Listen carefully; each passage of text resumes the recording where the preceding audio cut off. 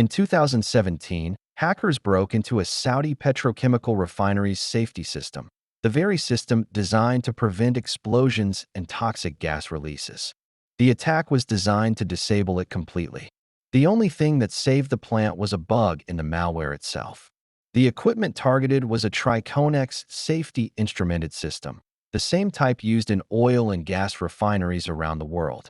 The attack path was an unprotected network boundary between the corporate office and the plant control system. In an office IT network, if a server needs an update, you reboot it. 30 seconds of downtime, no problem.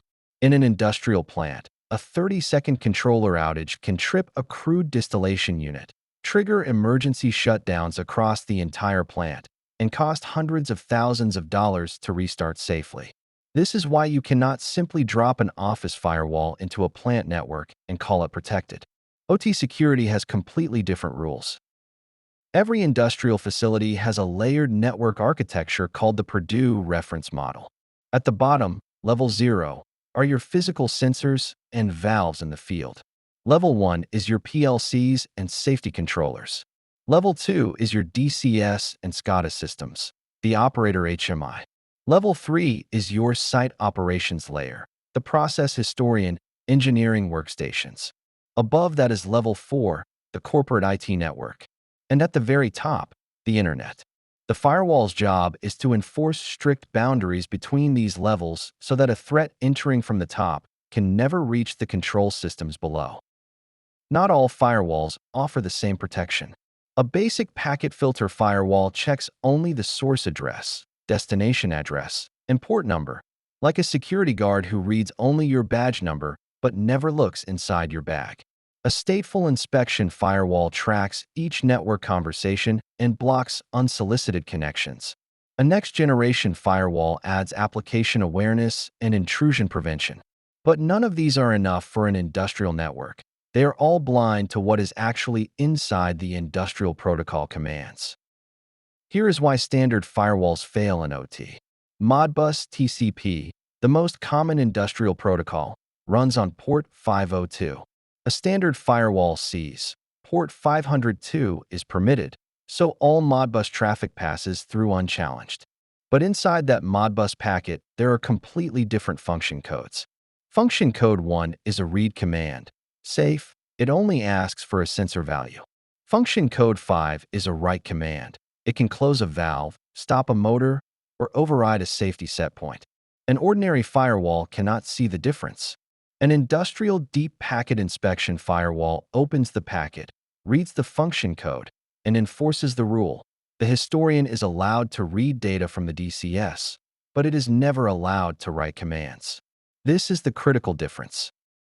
The recommended architecture places a demilitarized zone, a DMZ, between the IT network and the OT network.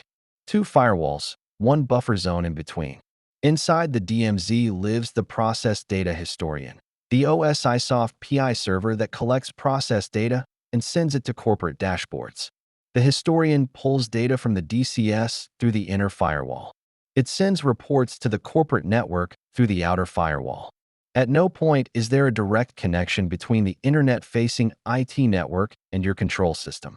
Think of it like the airlock between the control room and the hazardous process area.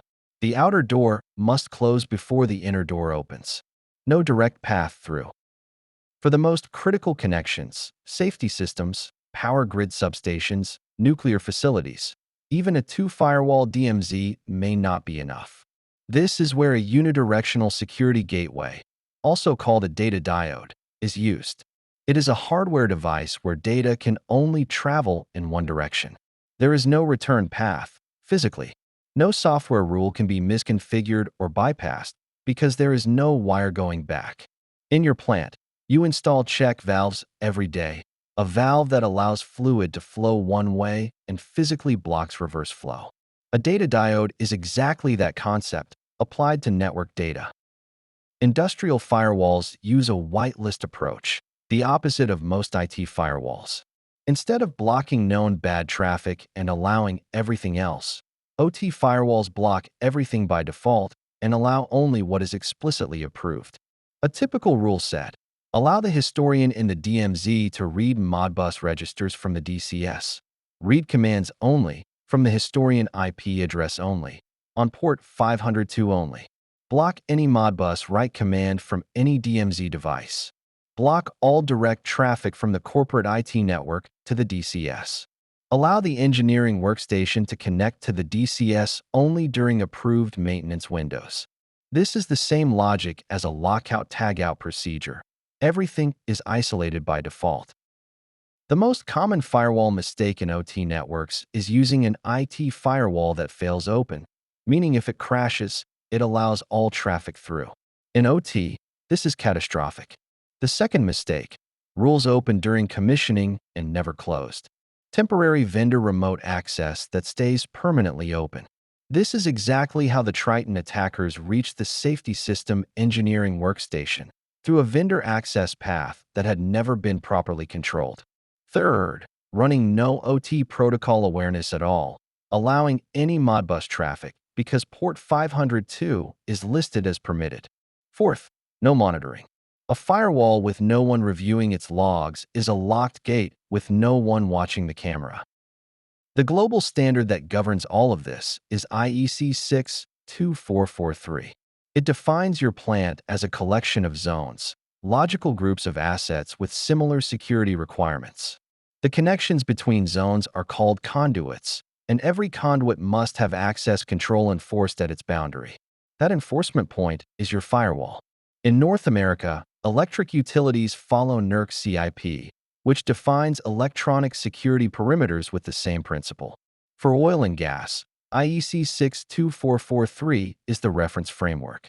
These are the security architectures that ICS cybersecurity engineers design, implement, and audit, and they all start with the firewall as the foundation.